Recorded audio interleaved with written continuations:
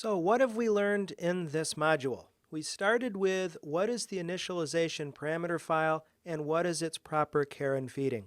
You should know now that the Oracle database cannot start without a valid init parameter file.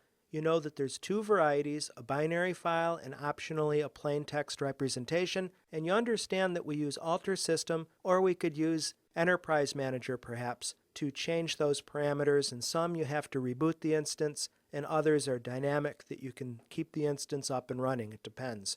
Speaking of which, we now know how to use the shutdown and startup commands to manage the instance startup and shutdown respectively. By way of troubleshooting or just understanding how Oracle is functioning beneath the surface, we know what the alert log is. We know how to find the alert log in the ADR by using a simple dynamic performance view lookup. And speaking of that, we understand a bit more about what dynamic performance views are, why they're called V$ views, and we understand that between the alert log and the dynamic performance view querying, we can really put our proverbial finger on the pulse of how the Oracle database is running from moment to moment. Thanks a lot, as always, for participating. We'll catch you in the next module.